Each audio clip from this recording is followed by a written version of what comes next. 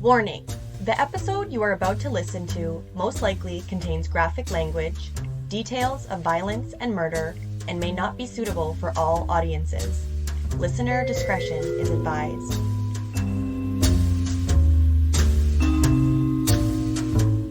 What's up, everybody? Hey guys, here we are coming back to you, and today's a pretty exciting day because it is episode 25. Woo! Episode 25. Wow, time flies when you're having a nervous breakdown. I actually was just thinking, like, right before we started recording, like, if someone could have told me a year ago where we would be right now and what we'd be doing right now, I would have with everything in life. Everything in life. So we're not going to really go into it, but I would definitely didn't see this year coming. No. Sure. Like, literally in the beginning, in January, the beginning of January 2020, if you were like, you're going to have a podcast with your mom, you're going to have this boyfriend, you're going to have a baby with this person, you're going to, like, just anything in life. There's going to be a pandemic. Yeah, there's going to be a pandemic. It shuts the world down. Having this new cool studio in your mom's new house because she's going to split up with her boyfriend and have a different boyfriend that you didn't know she was going to have. And yeah, it's just pretty much everything's different. And that's like, obviously we're two people, but I'm sure the whole world is probably going through a lot of that. So, well, I have met a lot of people, even on the Handy Dart where I drive, that have like had the worst. Like, one lady I was talking to had a heart attack, and like, just people are having like all this crazy shit happen to them in the middle of a pandemic. The lady that had the heart attack, she goes, my brother said, oh, well, at least you have to be home anyway. Like, glass half full. Yeah. However, yeah, it's been, I think all of us can relate. It's been a pretty fucked up year. Unless you are suffering from social anxiety and it's just been a relieving year for you. I honestly think that kind of everybody is struggling from social anxiety now, though. Do you know what I mean? Like, because for myself, I know I'm quite a social person. And I don't know if it's the hormones or what, but I've become kind of like a recluse. Like, well, you're actually my kid, so yeah. So maybe it's just the genetics just kicked finally in a little late. Yeah. So we're not gonna, go into too much, but we want to give some updates just of some stuff we talked about on the last episode. So the Trina Hunt case, still nothing. So nothing at all. Yeah, we're keeping up hope, and we're sure that everyone's still out there doing their due diligence and stalking Lion on his hikes and wherever Harrison Hot Springs or wherever he goes. Another thing, though, the Naomi Onatera case, the one that we mentioned last week. The lady that was missing 2 weeks ago in Langley, that was a teacher librarian whose husband was sketchy as fuck. Yeah, we have some weird updates on that one because pretty much about probably 5 days after the episode released, the police started searching her home. And digging up her yard. Yeah. And they cordoned off her whole street. And that was on the 13th. 13th of September. And then they announced, like, after 5 days that the IHIT team, the Integrated Homicide Investigation Team, was involved. And then they brought in the forensics team, FCERT, which specializes in anthropology, basically. So little pieces of people. And they are still there after 8-9 days. But they might even be 10 days now. Yeah, but they haven't given any update. And weird because there's a lot of speculation, obviously, because that's what people do, and we're in groups. Because the best is the other day I said to Mom, like, oh, there's a bunch of weirdos in this group. How do these people keep joining? And then I realized, like, we're in the group. Yeah, we're in all these groups too. And I literally drive by that house, like, probably 3 or 4 times. I think you have an addiction to driving by. Well, I drive by it because I work in the area and I always take that route so I can see what's going on next. Like, and it's right off the main street, so yeah. And it's like blocked off. There is a big tent that says Forensic Identification Unit. There's like several command station, big trucks. There's police. They brought in dogs. They've had helicopters. They've had There's guys in ladders in the backyard looking up in the trees, which makes me think, like, okay, could something have been burned to kind of get rid of evidence? Maybe the ash went up in the trees. Could even just be that they want somewhere to have a tarp hung from. Yeah, I don't know. We don't know, but Speculation. See, we're all yeah, just speculating, but it's like they should obviously. I mean, because they don't want to ruin the investigation. They don't want to give anything away. They don't want. they're keeping it all very close to their Yeah. chest, but it's But I almost have too close because then now, which obviously if IHIT's involved, you know that there's some kind of murder or homicide. some sort of homicide has taken place. But the family, which I do understand in part, obviously they're holding out hope. They are putting up huge, big signs about her still being missing, which I thought strange. But But another thing, like I even went deeper because I'm well, we both are you two got a lot true of time on your crime hands. buffs, but we really like were thinking like maybe they're finding the remains of Other other people, people. Like yeah, maybe it was even a burial ground back in the yeah. early times. She It just used to had be a purchased farm. the home, so not very long ago, a couple years ago. Yeah, I So you think never know. 2019. So who knows what's going on there, but yeah, I just feel like something. I mean, they better update something. Imagine if they just leave and they're like, oh, so anyway, just like with Trina's case, like nothing to see here. Yeah, Hopefully, I think there'll be a riot. Like with all the yeah. people in the group on Facebook, like literally I think they will start to riot. I invited my friend James. Hey James, I know you're listening. Hey, Another James. true crime buff, obviously, and I said you need to join this group. I was kind of giving him the update. We were talking about another case that's going on, which the Gabby Petito case, which we will also talk about. But yeah, so he was like, I had to get out of that group because it was like people are like they have too much time on their hands. They're like people are driving by every day. Some people. Some people, yeah. But it's like, obviously the community is it's something to wrap your head around, a woman just going missing, and now they're clearly finding something there that points to a homicide. So we will keep you guys posted, obviously, as we find out, because we have no idea what's going on. So we're all on edge. I know, like I feel like going to plant like a microphone or something. A camera. Yeah. Maybe Yeah. I'll take my Furbo dog camera over There you go. Spit out a when treat.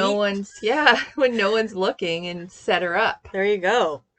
on a So skateboard and roll it through. there you fucking go. MacGyver. I know. So another thing, like I just kind of touched on briefly, is I'm sure a lot of you guys know because it's been really in the media a lot. The Gabby Petito case. So a couple, they were YouTubers, Brian Laundrie and Gabby Petito. They were young, yeah, 22. I know she was. I'm not sure how old he was. Probably like 25, 26. I have no idea. But they were on a cross country, basically, trip from Florida up into where were they? Wyoming. I don't even know other places. Colorado, I think. I'm not sure either, but So they were supposed to be gone for a certain amount of time, and then all of a sudden he came back by himself to Florida, and her family didn't hear from her for like 10 days. and he wouldn't even like address the situation. He came back in her van, first of all. Yeah, and got a lawyer and just fucked off. Yeah, and so someone that was another YouTuber Fuck, thank God actually for YouTube. happened to film that location and saw where her van was, and they just found her remains right where that YouTuber saw that van. Yeah. So that was crazy shit. Fucking love the internet. Yeah. So, yeah, now he's missing. So obviously, I mean, I assume that I don't think he killed himself because I think he's hopefully he just went somewhere and offed himself. But I don't think he did. I mean, he had 3 days before they realized he was missing because they went to do a search of his home, and his parents were like, "Oh no, he went for a hike 3 days ago." Here. But it's like, what the fuck? Yeah, and she was living in the house with them, so yeah. There's some weird stuff surrounding that. Again, we will try to keep you guys posted as things come out. But they're giving a lot more info because it's the United States and they've had press conferences and FBI, and like they even announced it that they had found who they suspected to be her remains when they didn't even have it confirmed yet. Here, they don't tell you shit. No. And they actually just confirmed yesterday, I think it was, that she did die via homicide. So she was murdered. So it's like they'll release this whole thing, but little fucking Langley, we have to sit and wait We for have to drive by 4 yeah, times a day. 4 times a day. My favorite was like, I was almost late picking up my person because I had to drive by Naomi's house, and I was like, oh my And god. today I saw a detective that looked just like the detective from Mindhunters get out of a car at the scene, and that was even like more riveting. Oh, But speaking of yeah, Mindhunter, good segue. right? Segue right into that Yeah. bitch. Today, we actually chose the episode because we told you guys it was going to be a good one. And so this kind of goes to the root of why people are intrigued with true crime and serial killers and the psyche behind why these people do what they do, like what makes them tick. And I don't know, I know for myself, that's why I'm really intrigued by something like that. Because it's like so fucking polar opposite of anything I would ever think to do that it's like, it's almost like, what's the word? Like addicting to be like, how and why would you think that? And why would you do that? And why would you commit that crime? But at the same time, I want to hear all about it. Like, I don't know. Yeah, it's strange. And I think you're kind of born inquisitive, and I that's don't know, why. because I was born your child, so. Yeah, but I mean, I was also always inquisitive. I would always make my dad follow ambulances, and Mm. like I've always been intrigued by understanding things. Yeah, so if you have watched Mindhunter, that's basically what it does is it goes back to when the FBI first started profiling serial killers and using them to catch other serial killers. So today we are doing our episode on Ed Kemper, who is known as the co-ed killer. And Ed actually proved instrumental in helping the FBI agents understand the mentality of serial killers. And he was the one, if you have watched Mindhunter, that was portrayed as the guy they would go to talk to when they were looking for serial killers, and he wouldn't shut up. And they Yeah. really liked him, actually. They actually developed a bond with him because Ed was kind of a likable guy for a fucking. for all the fucked up shit he did. Yeah, like. So they basically use the information derived from Ed to provide profiles of other serial killers. So because Johnny Douglas, who's one of the FBI agents, he basically knew that serial killers are like an untapped reservoir of knowledge and insight. Because really, who's gonna know a serial killer better than a serial killer? Because you and I, like I said, we're intrigued. The people that listen to the podcast, well, maybe some of them are serial killers, but I don't know. But some of them, you know, you're intrigued by that because it's something that you're like, you can't wrap your head around. Well, your mind doesn't work that way. Exactly. So Robert Ressler and John Douglas used Ed to profile him because he was an open book and he wouldn't shut the fuck up. Yeah, he loves to talk. So if you're interested in seeing him in person and just how normal he appears, you can look up his name on YouTube and you'll see just how normal he appears. Well, and he is the one that tells them about everything he's done, right? There's a special called Kemper on Kemper, and it's him telling every single thing, little minute details about everything, what he was feeling, what he did, what he, just everything. And psychoanalyzing himself. Like, Yeah. oh, I probably did this because of this. And they definitely learned a lot from him because their brains didn't work like that either. Exactly. So, without further ado, we will hop right into this episode 25, Ed Kemper. The co-ed killer. And the mom head fucker. Edmund Emil Kemper, also known as Guy, love that name, I love when people's names are just Guy, was born in Burbank, California on December 19th, 1948, which makes him a Sagittarius, which... Danika's nervous because the new baby is probably going to be a Sagittarius. I've met a couple Sagittariuses and maybe dated one or two that are probably sociopaths. So... Anybody listening that's a Sagittarius, please disregard. Yeah. So he was born to his parents, E.E. Kemper Jr., which is Edmund Emil Kemper Jr., so his dad had the same name as him, and his mother, whose name was Clarnell. So I've never heard that name, but her name should be Clarnell. So you will find out. But his dad was an electrician and also was in World War II, so he was a vet. So Ed was 13 pounds at birth. His mom was 6 feet tall and his dad was 6'8". So you knew he was going to be a big dude. Yeah, needless to say. So he's a middle child and he has an older and a younger sister. And so he grew up to be 6'9" and almost 300 pounds. 300 pounds ish. Yeah. And bigger once he was arrested because because he gained a lot of weight in yeah, jail. yeah. But yeah, he was a very big, gigantic man. Yeah. So at the age of 9, his parents actually separated and they didn't have their divorce finalized until he was almost 13. Crucial age for Fucked up shit to happen to you and you to get fucked up from it. yeah. Yeah. When questioned about just their relationship and everything, Ed's dad said that because he was on suicide missions when he was in the war and he actually had a lot to do with the atomic bomb testing, and he was quoted as saying suicide missions and atomic bomb testing was nothing compared to living with Clarnell. So obviously this woman was just very, Clarnell was a bitch, plain and yeah. simple. She was a naggy. She would put the dad down, saying his job is nothing, it's shit, he's not good enough for anything. And she also did the same thing to Ed. Yeah. So that's like horrible because as a mother, you're supposed to be, I mean, not all mothers are really nurturing, but to a point you should be. But she was said to be like a domineering alcoholic. She treated Ed horribly too. So once the dad left, like that was her new target basically. She talked down to him, humiliated him. Pretty much the opposite of what you should be as a mom, she was. And so Ed, as big as he was, and he was gentle with, well, he was a pussy basically. Yeah. He had this irrational fear that other children on the playground were going to hurt him.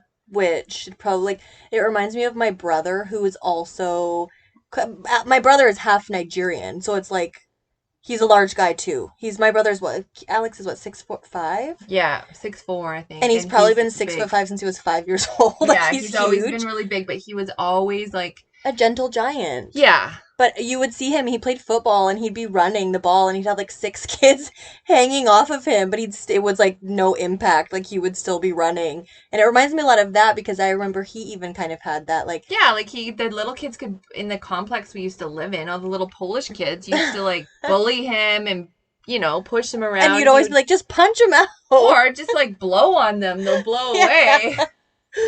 So that was pretty weird. Like at age 10, he moved to Montana. And Clarnell was always worried that Ed was going to hurt his sisters. I guess she didn't see that he was Like a a gentle puss. guy. So she I don't think she started. saw anything. I don't think she Yeah, fucking she even was liked to a talk to him mean unless it was alcoholic. mean. So she started making him sleep in the basement. She would lock him down there. Yeah, and he And started to have nightmares. And like as a little boy, you don't like, you're 10, you're still little. You're still, especially like all you want is your mom's approval. And especially when she's fucking such a mean bitch, you probably well, want it even more. and mothers and sons have a weird dynamic. Like if you look at pretty much every serial killer we've profiled, Gary. yeah, it's usually something to do with their moms. Yeah, mommy issues. Yeah, like I mean, there's the whole Oedipus complex, and your mother as a boy is your first role model as a woman. Yeah, for how it sets the tone for how you have relationships with other women. Whether that be, just strictly platonic relationships, anything. It shows you what a woman is in the world. And like this guy, poor Ed, on one hand, because his mom was a fucking horrible, horrible, mean bitch. Yeah, she would say things to him like, "You're no one's ever gonna date you because you're so ugly. You'll never amount to anything. You're just like your father, and you'll only be a failure." So she never showed him any affection. And like, it's so crazy to think because I have a son, as the regular listeners know, and it's like I can't even not kiss him for like 5 minutes if I'm around. I'm like, oh, my baby, It's like, I don't know, it's your baby. I couldn't imagine being like, you're a fucking ugly piece of shit, and like you're never gonna amount to anything, and it's crazy. So, because he said in later interviews, once he was interviewed later when he was arrested, he said, I think that I just reminded her so much of her failure, like her failed marriage and her everything that she didn't do. And so he said that actually at age 8 is when he started thinking about killing his mother, which, I mean, I wasn't thinking about shit like that at age 8, but, it's Well, crazy. and she used to keep her doll collection in the basement. Yeah, she collected like collector dolls. Yeah, like I think the glass ones, probably the creepy Probably. ones, and he used to cut their heads off. Well, we'll come back to that because he actually did that to his sister's dolls too, and he would ask his sisters, like, I mean, regular kids play, like, kick the can or Hide and whatever, hide seek, and seek. video games now. Yeah, whatever. But they would play like electric chair and gas chamber, and so his sisters would like tie him up and pretend he would pretend to be And the electrocuted, games and are his idea, like yeah. that was his mind, where his mind was going. So then he moved on to another part of the McDonald triad, and he started Mm-hmm. torturing animals. So Lots of cats. they had family cats and neighborhood cats, and his mom would find cats with their heads cut off on stakes, Mm-hmm. and he would bury cats alive, apparently. Yeah, and obviously back then they didn't know as much about like the McDonald triad and what the things are to look for, but it's like, okay, that's probably worrisome either way. Like, like as much as his mom was like super mean, she obviously had a right to be worried because She kept finding dismembered cats in his closet. yeah. And like, yeah, I don't know. So obviously she probably should have had him like evaluated or And not just something. screamed, "Look, you fucking weirdo, look what you did!" Like, Yeah. that's probably what she did. So, But he said that he actually liked, like, when everyone would ask him about the cats, he would be like, no. He would lie about it, but he would get kind of like a rush from lying about it. And then he said also later in interviews that he used these cats as like surrogates for killing his mom. So like he would think about killing his mom while he was killing these cats. So, yeah. yeah. So, it just goes to show, like, he said that at an early age he started having sexual fantasies that weren't your typical prepubescent thoughts. No, you don't say. Yeah, his sister said later that he once asked or once told her like, "Oh, I have a crush on this teacher," and she's like, "Well, why don't you kiss her if you like her?" And he replied, "Well, then I'd have to kill her first." Which, So, like, so he definitely okay, has an askew. yeah, Definitely. fuck, At age 14, Ed ran away to live with his dad, his new wife, and his stepson.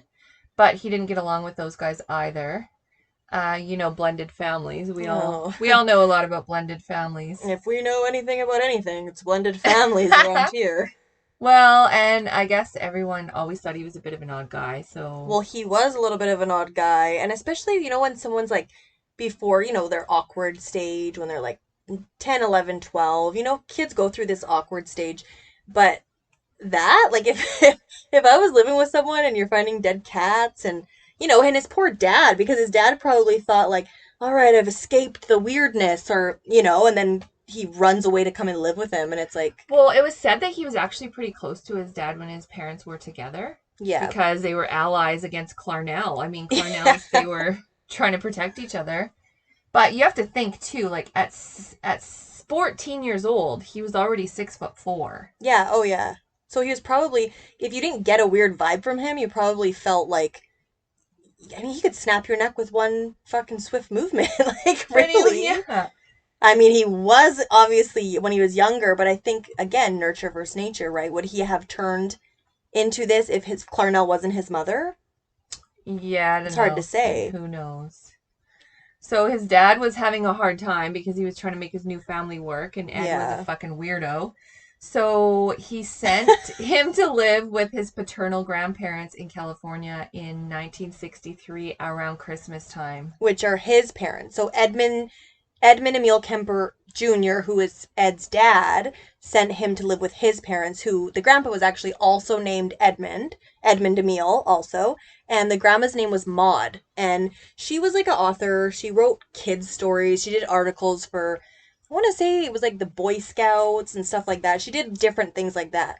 So So, that would be most people's ideal grandparent. yeah, oh yeah. And like, I loved going to my grandparents. Like, loved, loved, loved going to my grandparents' house. Like, I was there spring break, summer break, Christmas break, right? Anytime I could go to Mugga's, it was like, Mugga! Like, I wanted to go every time. And like, my grandpa was the greatest. And you just had the best time with your grandparents. But Ed hated living with his grandparents because his grandma reminded him exactly of Clarnell. Apparently, She she was a was, nag yeah, also. yeah. Well, I don't know like how much of a nag she was, but she would do things like take his gun away. He had a Mm-hmm. gun that he used to shoot birds and stuff with, Yeah, and his grandpa like gifted him a gun because he really liked his grandpa. So him and his grandpa really got along. But obviously, it's going to be tense if the grandma's like constantly like, "Mah, mah, mah, mah, mah, mah," and obviously, Ed's really easily triggered because Well, look at who yeah. his mom is. Well, and he loved to go hunting, but he was supposed to just like kill rabbits and squirrels and stuff like that. But I guess he would shoot at the birds in the yard, and the grandma didn't like that. Well, and gun etiquette, you're not supposed to shoot up into the air because Yeah. bullets, what goes up must come down. So she constantly nagged him, and he started to think about killing her. Which it probably wouldn't be much of a stretch if that's how you're used to thinking about women. Like, No, he's been especially your own mom. fantasizing killing Clarnell since he was 8. Yeah, So so that's like 9 years in. It's like, or however old he is. How old is he? Six. He was 14 by the time they lived yeah, there. So think about it. That's 8 years of you thinking about almost 6 years yeah. of you thinking Oh, my about math is murdering your great. mother. But he went home for spring break to Montana, and that didn't last long. He got shipped back to his grandparents. I wonder why.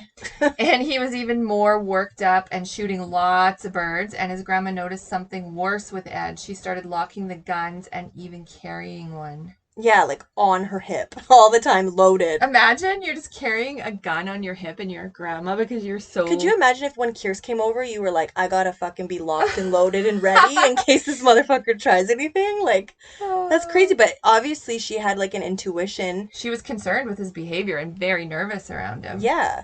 So by age 15, So. he started, like, I mean, he's always arguing with his grandma. But And his mom. And his mom, yeah. But I mean, I'm wondering if his mom could reach him as easily at that time to nag him and all that stuff. So one morning he was actually in the kitchen. Him and his grandma got in this argument. She was doing some writing sitting at the table, and his grandpa was out getting some groceries. So anyway, he was like gonna go blow off some steam.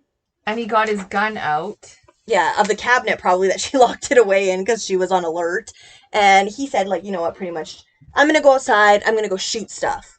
And she said, which obviously to somebody, like if I say to Kiers, well, you better not be doing that. You better not be doing that. He's not gonna make a huge deal of it. He's like, yes, mom. It's annoying. Yes, grandma, when someone's constantly saying something to you. But his grandma made the comment, you better not be shooting any birds out there. And Ed just snapped. He took his gun and he aimed it at the back of her head and he fucking shot her right in the back of the head. Dragged her body into the bedroom and then went back out into the kitchen, grabbed a kitchen knife, and then came back and just to confirm she was dead, which maybe there's other ways, check for a pulse, maybe see if she's breathing, I don't know. But he stabbed her multiple times to make sure that she was in fact dead. So. And then when he came to the realization of what he had done, he knew that he had to kill his grandpa too because. Yeah, even though he didn't want to because he loved his grandpa. So his grandpa was in the driveway and Ed just shot him in the back of the head as he was carrying the groceries in because his rationale for that is he didn't want him to see his wife dead and have a heart attack. Oh. So he just put him out of his misery. Imagine, how does he even know that would happen? What if he would be so happy? Like, oh, hey, the bitch is dead, But no, obviously Ed, that's the thing. You can see he kind of has compassion in some form because he's like, oh, okay, wow, I don't want my grandpa, who I love, to see his dead wife. So, you know what? Let me just put him out of his misery and just fucking shoot him in the head, too. And then he didn't know what to do because he just killed his grandparents. So he called his mother, Clarnell.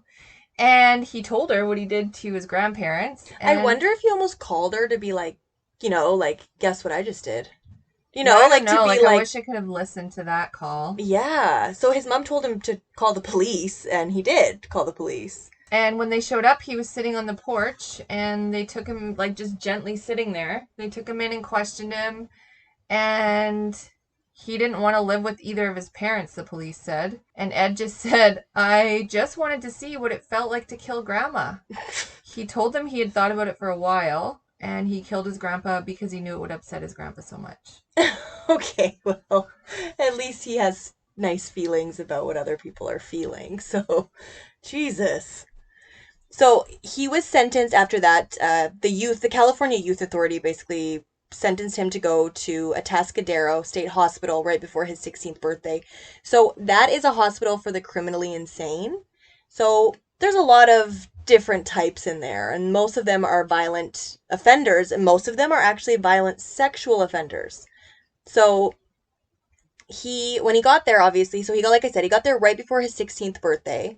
So think about it. He's Only still being molded. 16. Like, he's still like a, there's still parts of him that are a blank canvas. Oh yeah. And so when he was there, he underwent a lot of psychiatric testing, and he was diagnosed as a sociopath, a psychopath. They said that he had paranoid schizophrenia. Yeah. Like, he had all these different things. And they also found out that he had an IQ of 145, which is, if you know anything about IQs, Yeah, so that's a high. Mensa members have to be 132 Yeah. to be in Mensa, which is a Society of Geniuses. Yeah. And his is 145. And so that makes me think it's probably dangerous to be too smart. You know, like I mean, when you look at his tapes now, even, or his recordings on YouTube and stuff, like, yeah, he's definitely odd because he's so smart. It's hard because think about who you would converse with, right? There's not a lot of people with even IQs close to 130. Well, and I don't even think you think about just regular stuff when you're that smart. No, I don't know. Clearly not. Look at fucking Ed Kemper. Yeah. Jeez.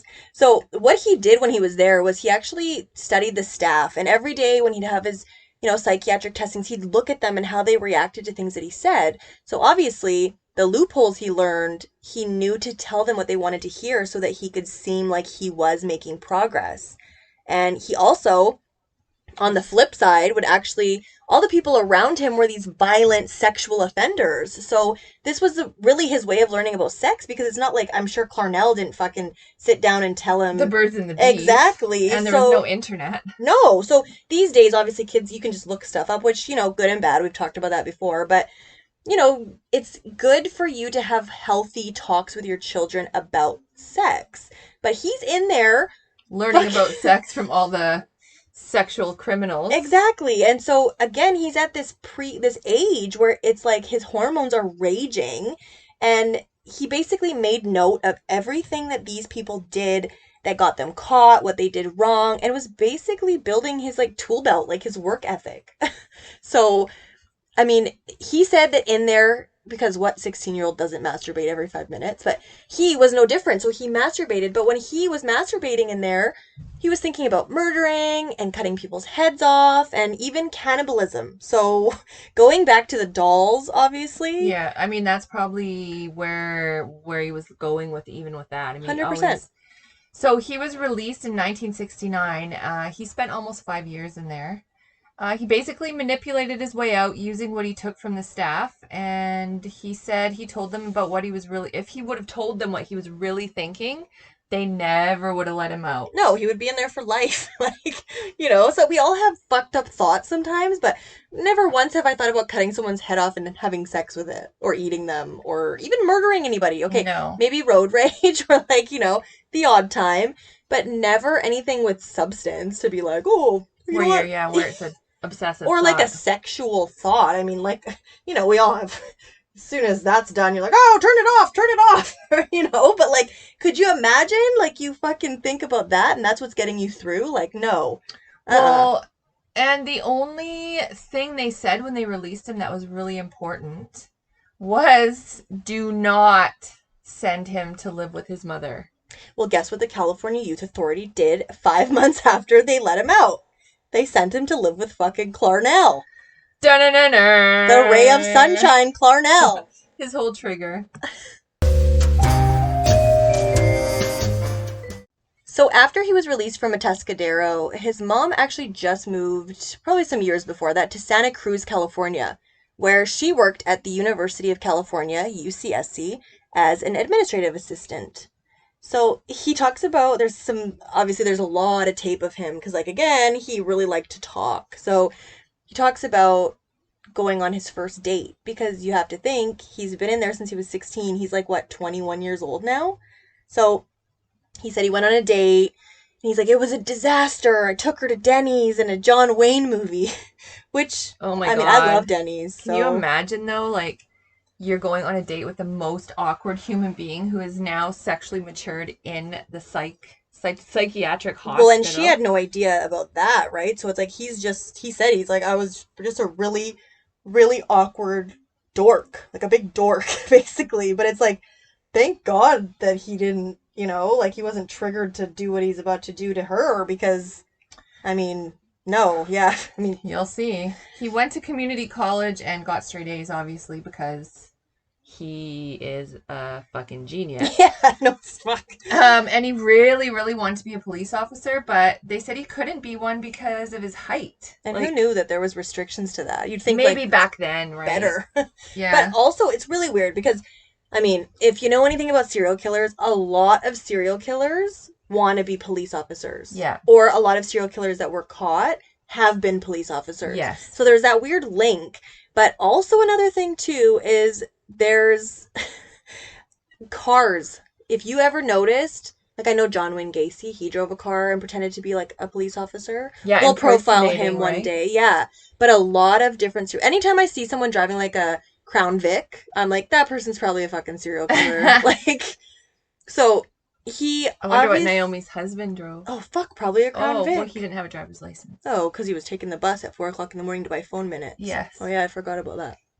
So Ed actually, because he wanted to be a police officer, he started to work towards getting his juvenile record sealed, which is a perk of murdering your grandparents at the age of 15, I guess. Yeah, so you're a juvenile and Yeah. it's can be totally erased, really. Yeah. So in 1970, he started to work towards this happening. So he was meeting with, like, regularly with lots of psychiatrists, and like we talked about, he knew what to say and how to act and knew how to manipulate them with the things that he had learned at Atascadero.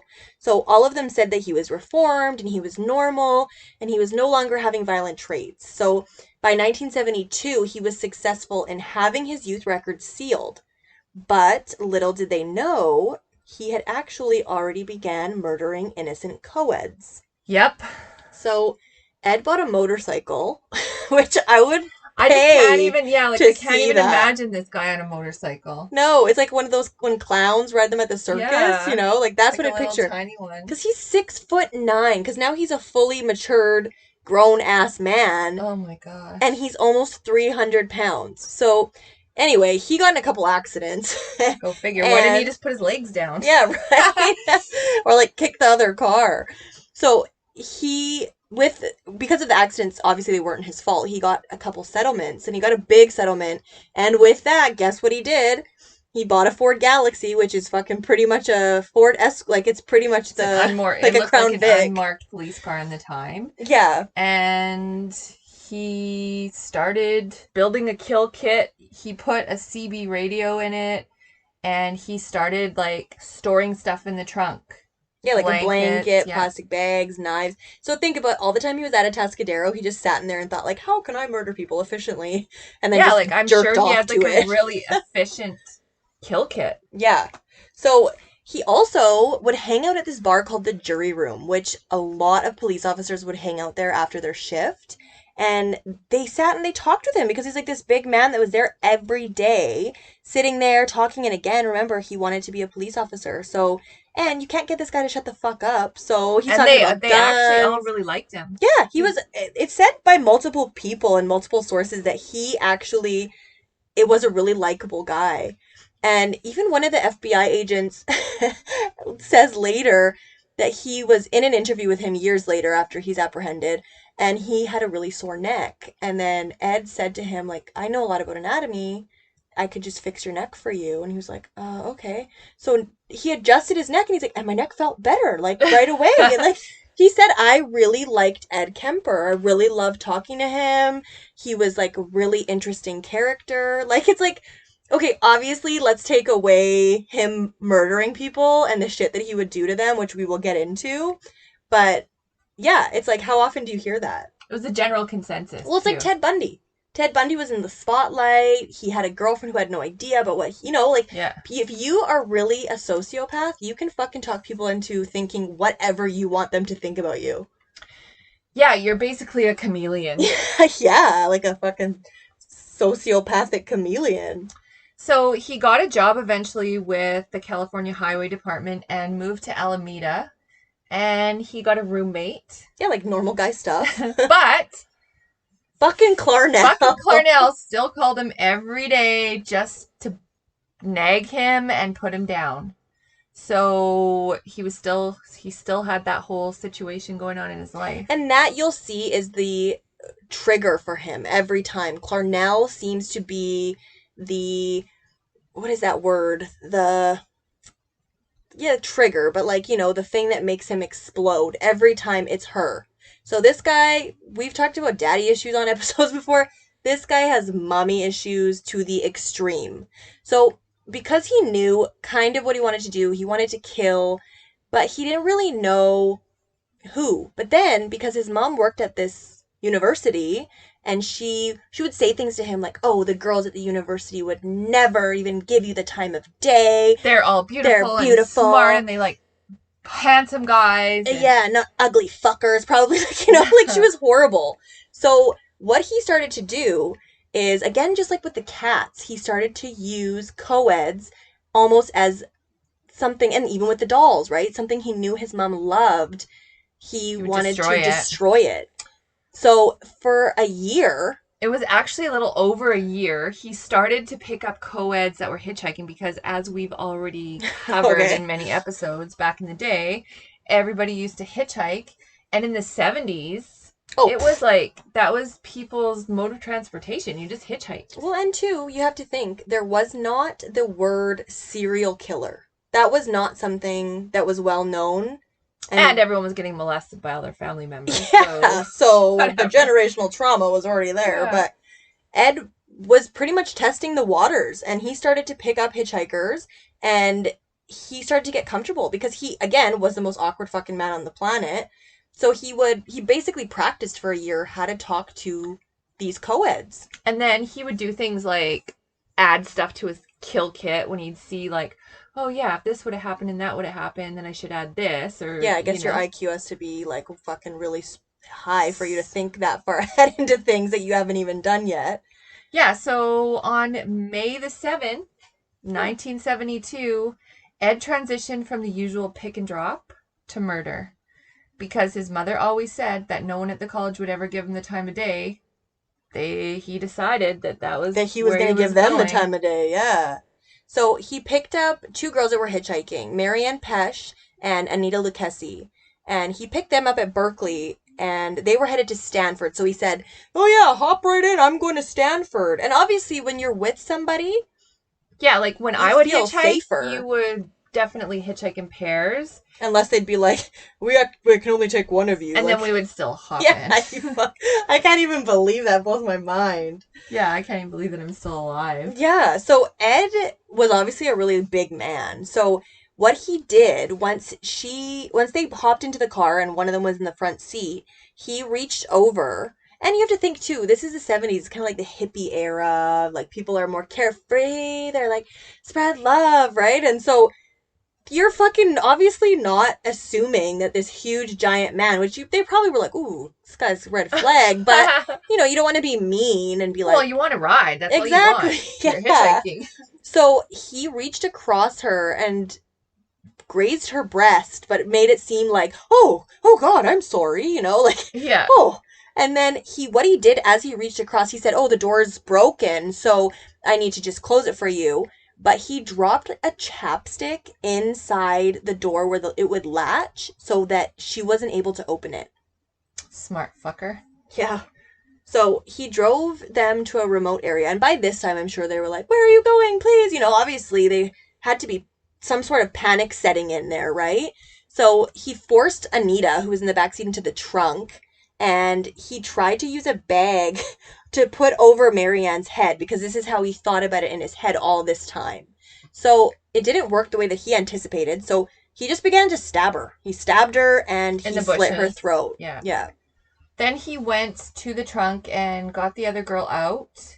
And she saw blood, yeah, right? She saw blood all over him. And he said, oh, well... I was going to rape your friend, but she was struggling, so I punched her in the face accidentally and broke her nose, so you better come and see if she's okay. Which is crazy that he would even take the consideration, knowing what he's about to do to her and what he just did to the other girl, that he would even lie to say, like, oh, no, no, she's fine. I just punched her in the face. Like, when he just slit her throat and stabbed her to death. And he said he felt kind of sick about it right after, but he was still like just super into it. Yeah.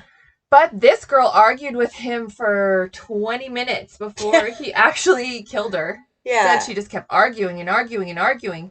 And if Which you think about it, him. That's Clarnell. Yeah, and you hear that a lot about other serial killers say, like, their first kill never went the way. Because this is the thing, killers, there's different types of killers. Obviously, serial killers are in it for usually a sexual reason. It's usually some kind of gratification sexually or whatever. But they plan. It's this pre-planned, plotted thing, right? And you can't plan the actions of other people. So if something goes out of the way you imagined it, I think your first couple times you're pretty fumbly about it. Yeah, and even to feel sick about it, it's like, okay, is that because of the adrenaline because you're enjoying it so much?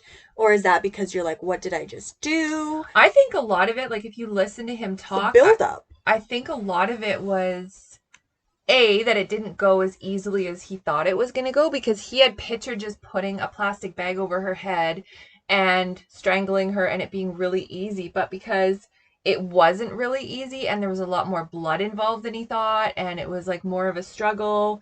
Yeah, I think it was definitely probably like in some ways, yeah, more of a thrill, but in other ways, because it didn't go, it was like, he probably had like, yeah, like a panic, and right? then you get to a point where you're like, I have to do this because I'm already too deep to turn around. And you just got out of a psychiatric hospital.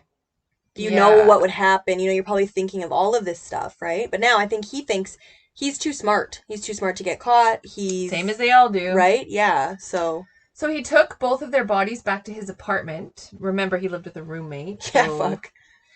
He dismembered them and he kept their heads. So yeah, that was his thing. Ed liked heads, which obviously we've been hinting at the whole time. But he decapitated every single victim, except for his grandparents. Yeah, and he would have sex with their heads, with their decapitated heads, and different parts of their body. Yeah, he would have sex with them dead, and he would also, every single person, have sex with their head. Which again goes back to the dolls in the basement. That obviously symbolizes something destroying and humiliating, something that his mother cherishes and loves. Yeah. So after he was done with the rest of their bodies, he buried Marianne and he scattered the remains of Anita. So after he was done with their heads a couple days later, because he liked to keep heads, he disposed of them. And on August 15th, the remains of Marianne Pesch were found, but Anita's were never, ever recovered. So then we get to, that was August the 15th when her remains were found, and September the 14th, 1972, there was a 15-year-old girl. She was a dancer named Aiko Ku. She was on her way to ballet class, but she missed her bus. So you know what you did in the 70s when you missed your bus? You hitchhike.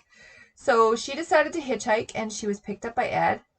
And pretty soon into the ride, she started to become uneasy with her intuition, most likely. Yeah, for good reason. So he once again drove her to a remote location. He got out of the car, but this time, as we're talking about the bumbling tactics, he accidentally locked his gun in the car with her and like locked the keys in. So she was locked in the car with his gun and the keys, so he couldn't even get in. And somehow he talked her into unlocking the door.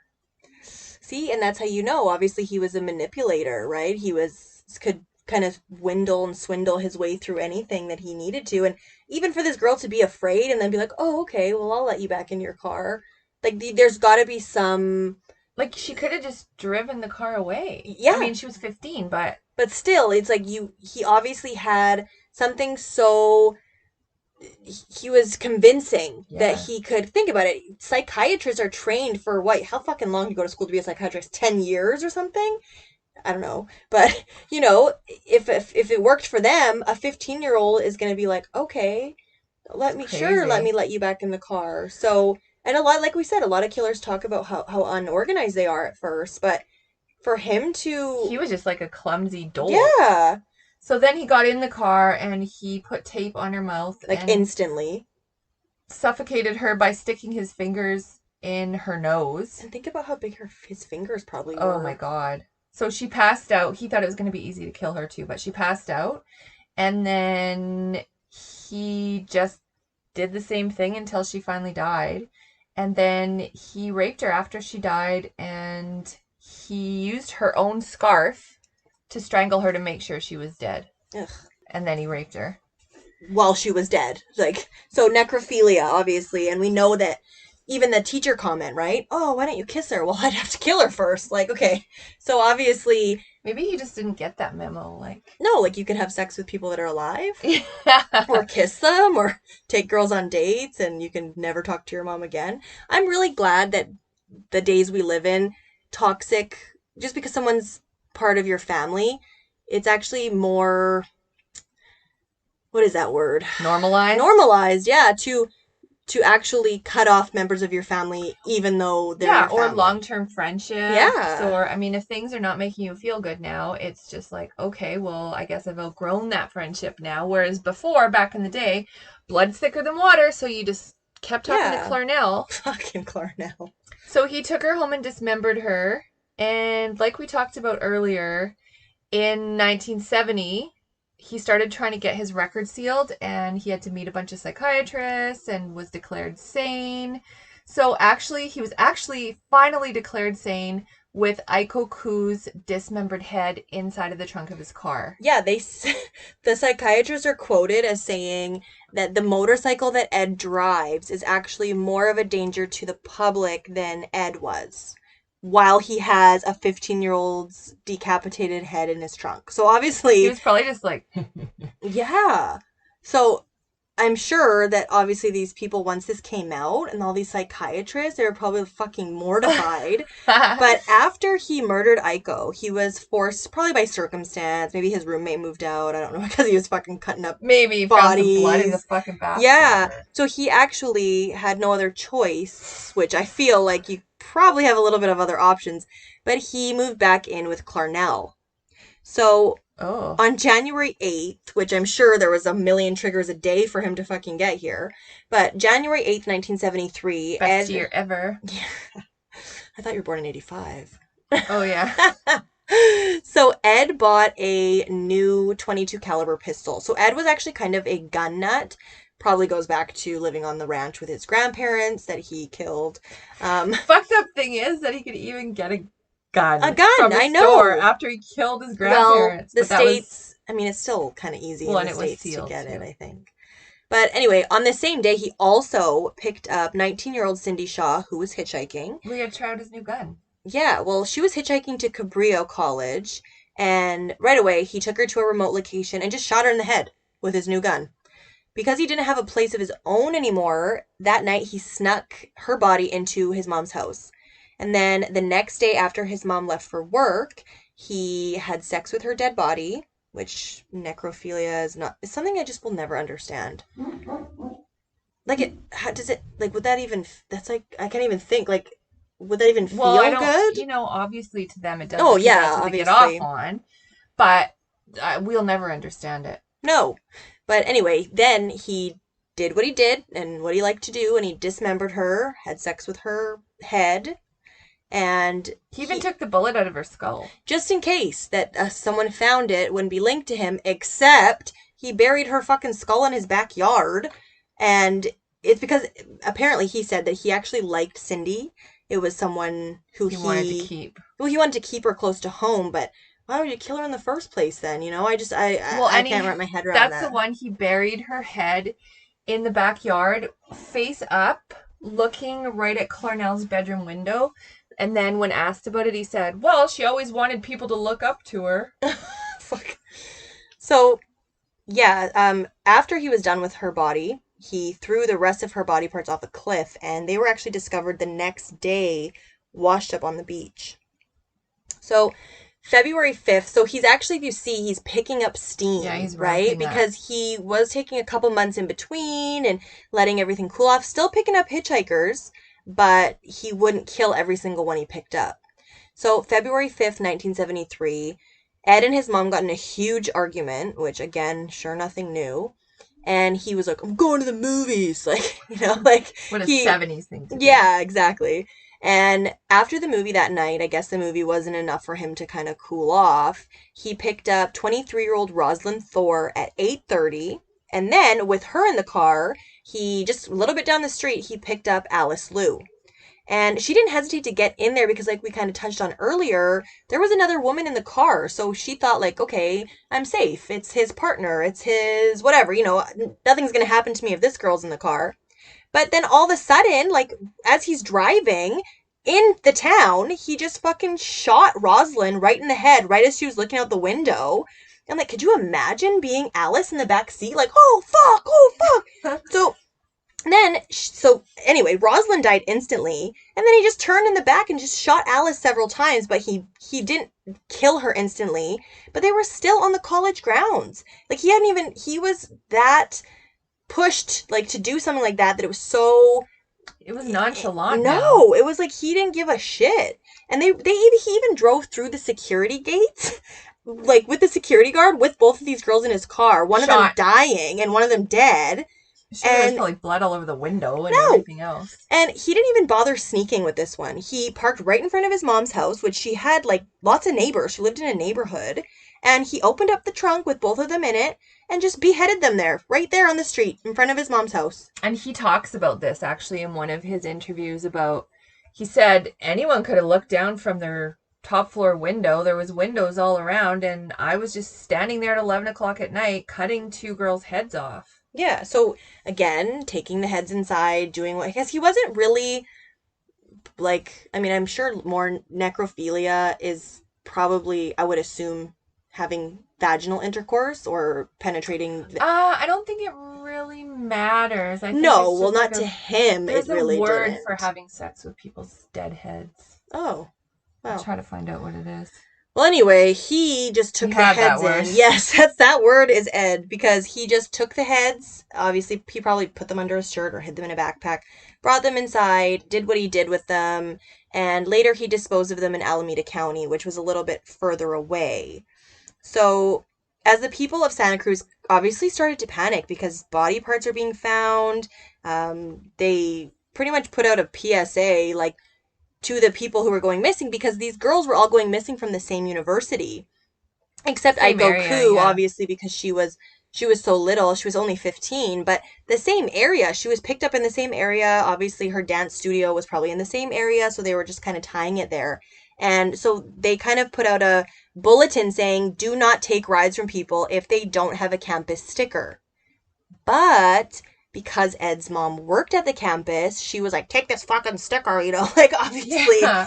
He had a sticker on his car. So if he picked up a hitchhiker and they spoke about, like, oh my god, you hear about the co-ed killer or whatever, he wouldn't kill them. Which, thank fucking god, these people later are probably like, phew, thank god I brought it up. Like, yeah, we would be good because let them go. I would ask him right away, oh my god, man, have you heard about this killer? And so anyway, he wouldn't. But it's like, is that because he wanted to continue to hear them talking about it, or because he thought it was too suspicious? Because really, who's going to know the conversation that they had, right? Yeah, I think it's because he wanted to hear them talk about it and hear that in their voice, the fear and have that conversation with them. Yeah. So I found the word for having sex with decapitated heads is irrumatio. So IRRUMATIO.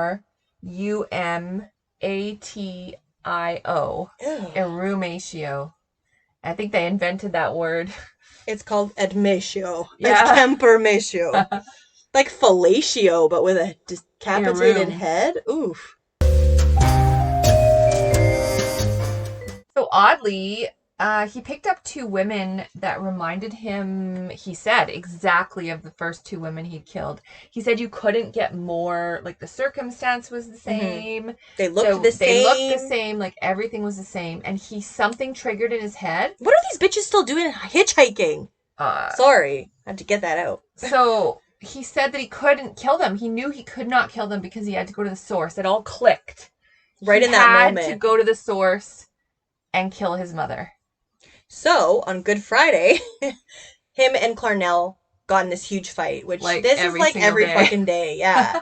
So good thing every time they fought, he didn't go out and kill someone, or he would probably be like the most mass murderer. I mean, he did kill 6 co-eds, but so at this point, like I said, he's killed 6 co-eds plus his grandparents. It's like, what the fuck? But him and Clarnell got in this huge fight, and she went out for the night And got drunk. and got soused, as Soused, he as he said. says in his interview. And she came home, and he went into her bedroom later, and she like sarcastically rolled her eyes. She was reading a paperback, he said. And she said, "Oh, I suppose you want to sit up all night and talk." And he obviously was like, No, I don't. no, because fuck, this lady is such a bitch. So he went to his own room And waited for his mom to fall asleep. and his mom fell asleep. So in the middle of the night, Ed went into her room with a claw hammer and bludgeoned his mother, Clarnell, the really nice lady, to death. He slit her throat, and as you can guess, what is it? Irrumatio. Decapitated his mother's head, cut off her hands, had sex with her head, took her larynx, which is your voice box, which I'm not going to say I blame him for this. I mean, if you're going to go there, you may as well fucking go here. And tried to grind it up in the garburator, but it wouldn't work. So the garburator spit her larynx back out, and he said, "Well, I guess that was appropriate." So after he had sex with her dismembered head, he then actually sat it on a shelf and yelled at it and threw darts at it. And threw darts at it, yeah. Which, what else would you do with your mom's head after you just cut it off, other than have sex with it and throw darts at it? Couldn't think of anything else, well, I guess. Clarnell's head anyway. So the next day, because I don't know if this was like to shift the focus, like if someone found his mom, but he invited his mom's friend Sarah Howlett over and told her like, "Oh, Sarah, come over. I'm having a surprise dinner for Clarnell." So she came, right? Because it was his mom's friend. So she was like, "Oh, for sure, Edmund. Like, I'll be there, So she came over, and right away, he still actually had Aiko Ku's scarf, because we know serial killers like to keep trophies, right? And who would think anything of a scarf hanging or, And he took that and he strangled his mother's friend, Sarah Howlett, with that scarf. And then after she was deceased, he had sex with her body. Surprise, surprise.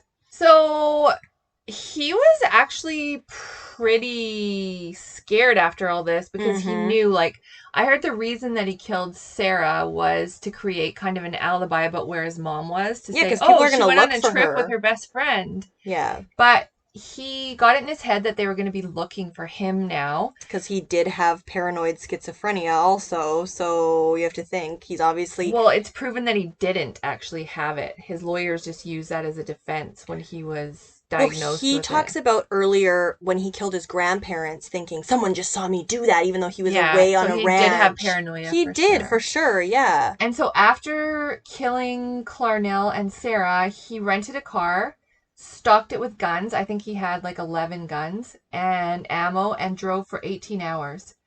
In Pueblo, Colorado, when he got there, he realized that no one was chasing him because no one knew what he did.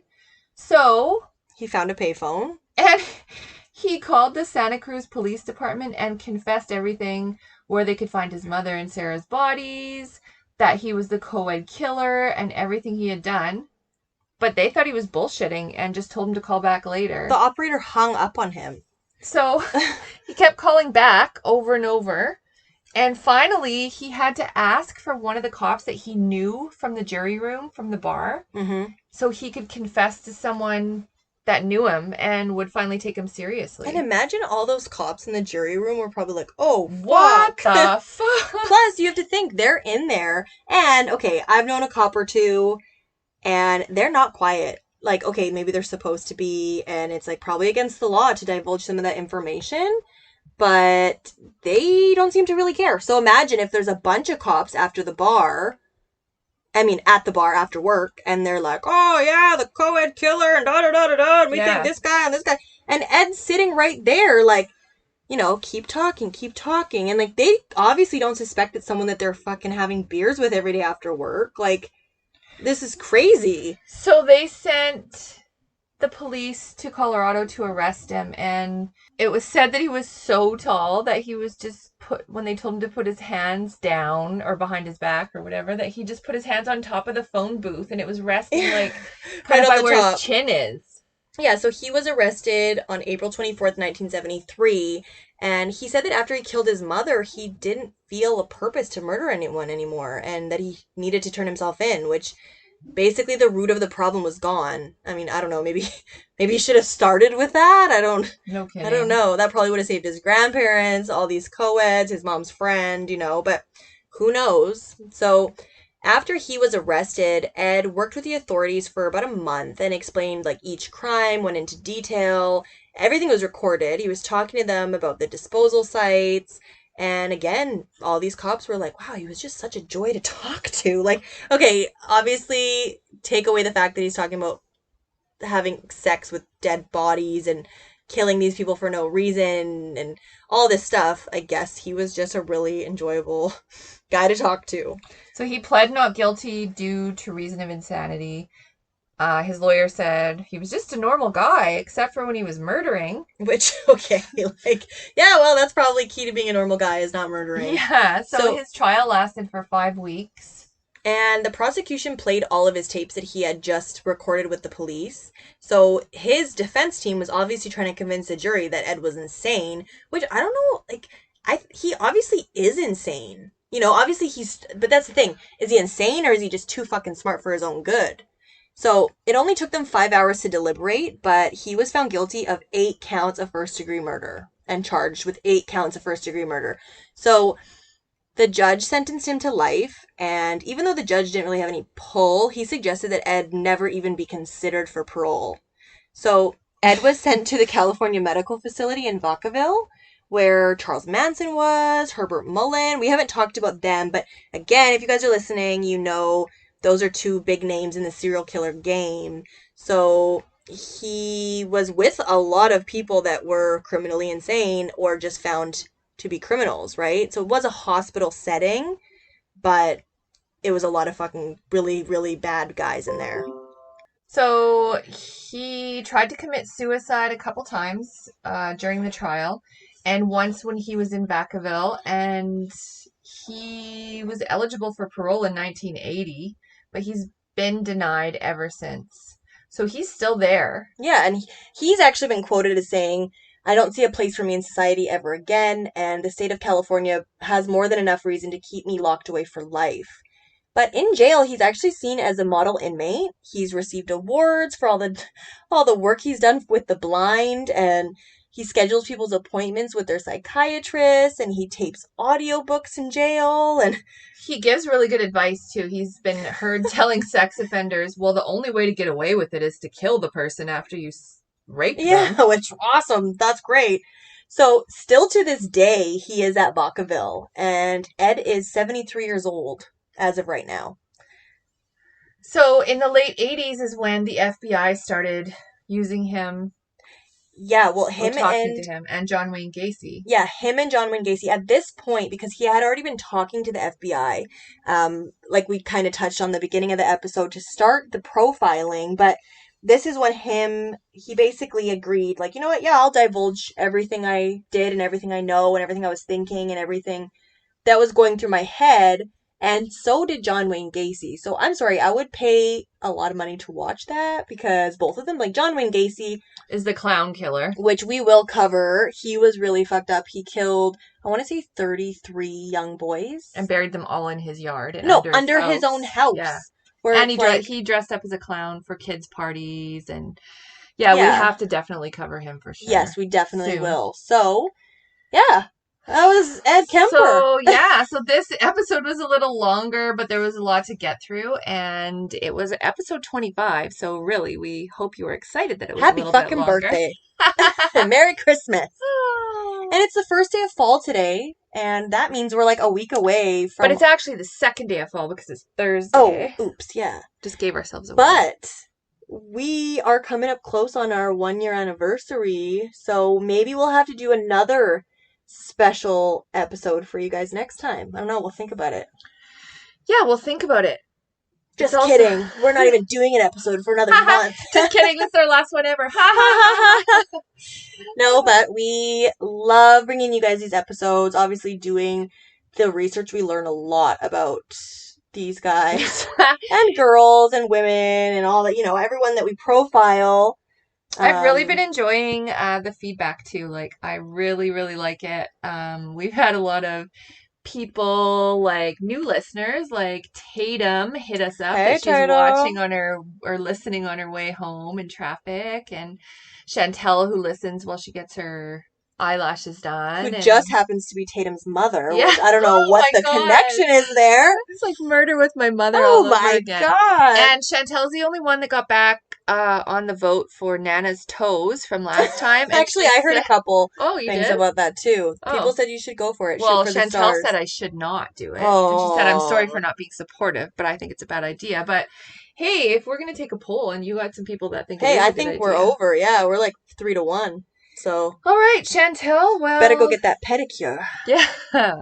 Anyway, it's been a slice. Oh, yeah. It's been a decapitation. It's been what's the word? Emuatio. Erumatio.